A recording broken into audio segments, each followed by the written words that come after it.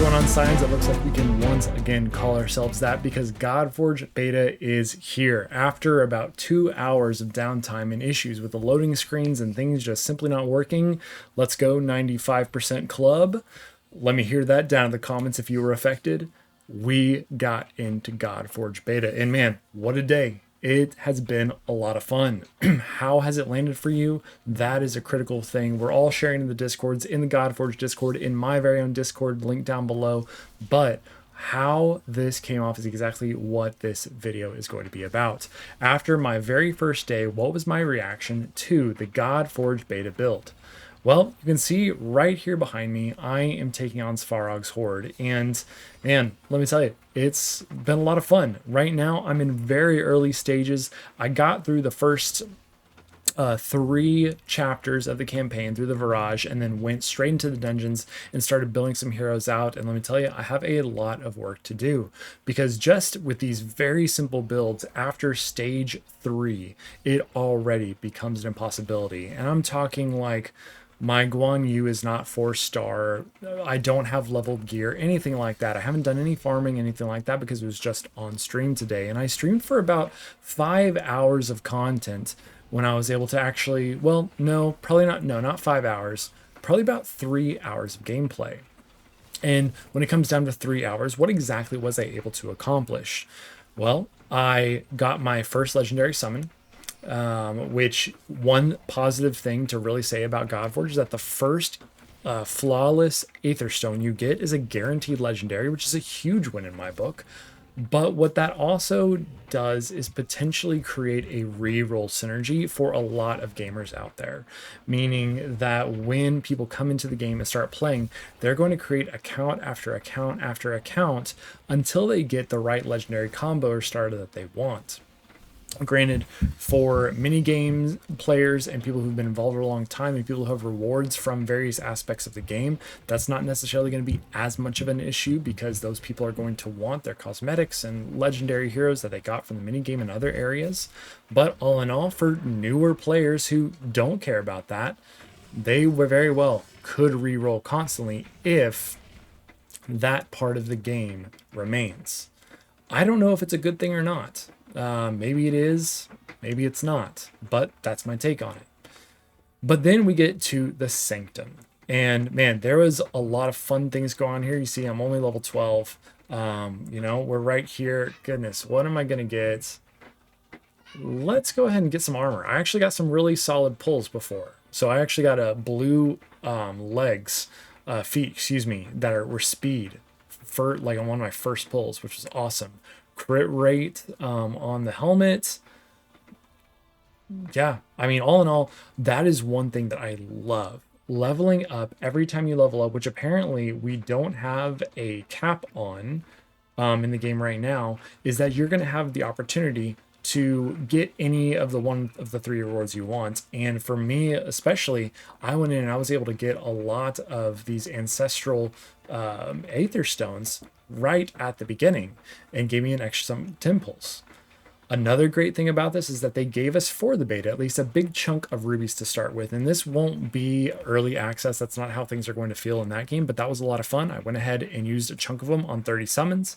Didn't get anything crazy, but I did get some fun heroes, which was good, and I enjoyed that.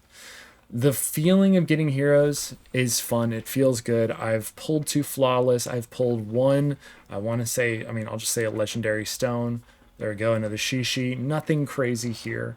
And this kind of, I'll say here, first off, this is what brings up one of my first like main issues when it comes to Godforge, and it's the UX/UI. I'm not exactly sure which one it is, but it's one of those.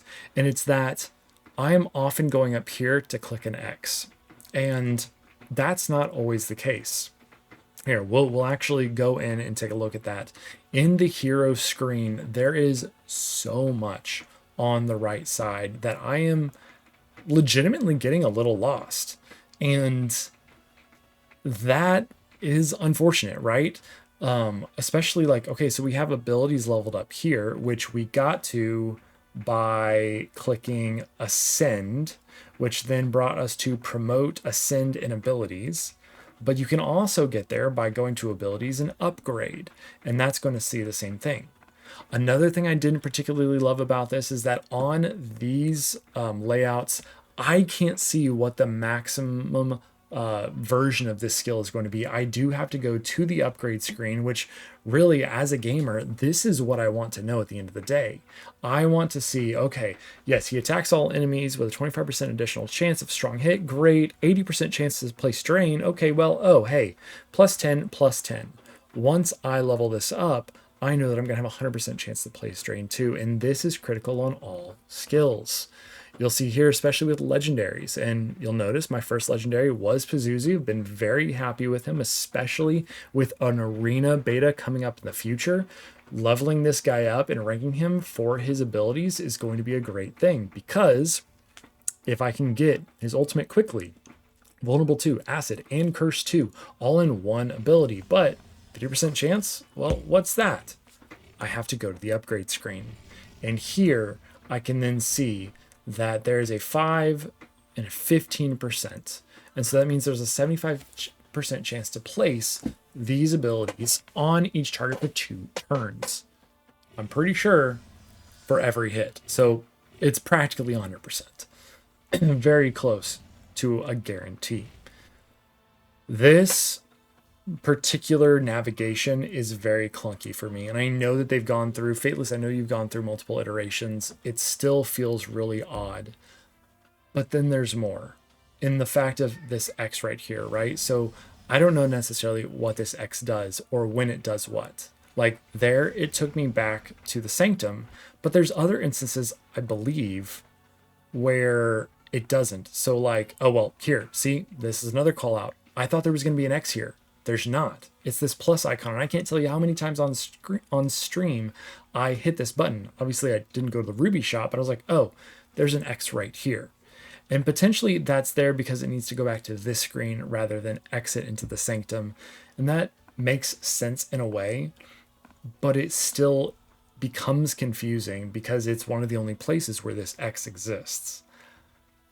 Where it would go instead, unless it was right here, but then again, that would confuse with this X. It's I can say confusing a lot of times, but it feels a little clunky. And then we get to the awakening screen, and this is where it truly becomes, I get a little lost. For right now, okay, I just went back to the Sanctum. Why was that? I was on Guan Yu. I go to awakening. Well, do I need to select another hero? He's not. Now, granted, I know I don't.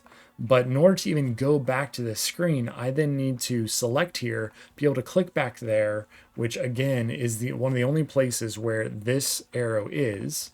And then, no, I just like navigate back to here. So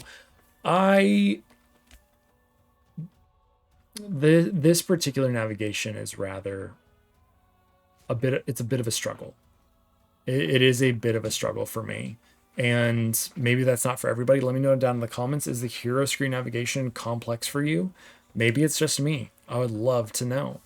But all in all, that's where I sit.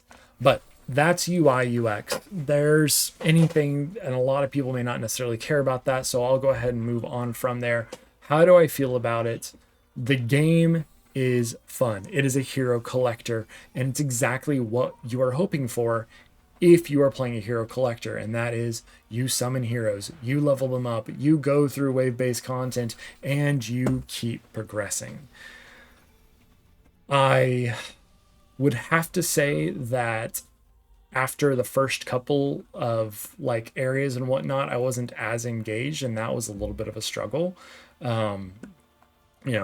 I think just with all of the things going on with the day and the time and just the mental capacity, that was a load. So I'm not really going to say that it's not engaging. That I don't believe that. I don't believe that at all, frankly. What I feel is that there's just a lot going on. And somebody in my live stream commented that the lack of guidance was really quite a bit of a struggle for them. And I can see that. You get in, you're told a couple of things, and then it's just like, hey, go. Granted, my vibe is that we're potentially experiencing that because we are hero collector players. We've been part of this for a long time. We know a lot. And so they may not have the whole tutorial system built out. And I would imagine in early access, that's going to be far more viable. It's going to be far more present in there. But right now, it really does just kind of like let you loose. And if you don't know what you're doing, it can feel rather confusing. Oh, and our icons aren't available to us, but you know what? Like, that's okay. I'm sure that clear Asgard stage 10. Oh, it's not because I have him. Was I able to save that? Okay, yeah. Not because I have him, it's because I cleared Asgard stage 10. So yeah, the dungeons feel good. I haven't gotten to the level yet where I really understand Svarog's Horde, the mechanics there. Hag's Hollow is a lot of fun. It's well, actually, this team probably isn't going to work because I need more AoE. But it's also quite enjoyable. But the campaign, you know what? I'm actually going to take away the whole statement about engagement because I was so locked in with the campaign, the story arcs, the beats, the cutaways in what was going on. I absolutely love what's happening there. And what I also particularly love is that you're experiencing the characters' stories as they engage with your actions. These games are often going to talk about like, hey, go do this, person. You are playing the game. You're the champion. Go do these things. And that's not really what this game is doing. What this game is doing is it is experiencing your actions and responding to them. And that's different. And it feels very different. And it's very rewarding as well. Because what you do has meaning. You are making a meaningful choice every single campaign level. Granted, you're not really making a choice. You're going through the campaign as they have prescribed to you. But even still, what you are doing matters to the story that's happening. And so for people who like story or people who are even, maybe not necessarily accustomed to this type of gameplay, this is offering a lot more to this realm of game than the genre really has in the past.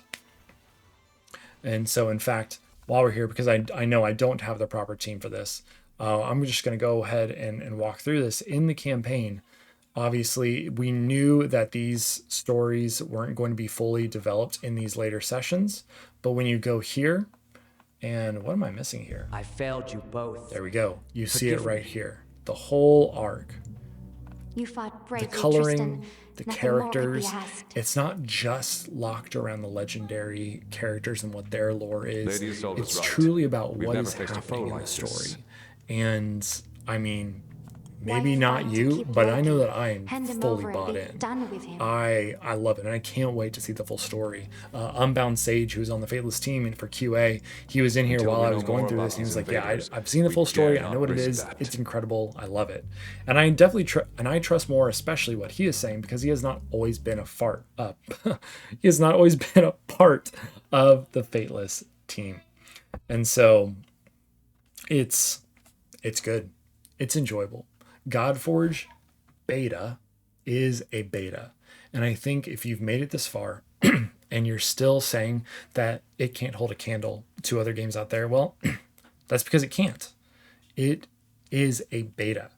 And so it's only going to have certain parts of the game for us to play, and we're still testing it. There's still another build out there and going to be another build on top of that and on top of that. And so there is still so much to come. And I am going to be here for it. My channel is going to be covering Godforge solely.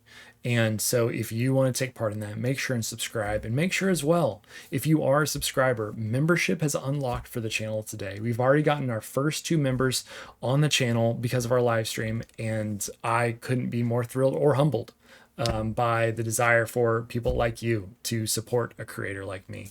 So if you want to do that, the options are down below. I appreciate that. And I'm live streaming for the next couple of days. So if you have the time, stop by. Until then, I will see you in the next one.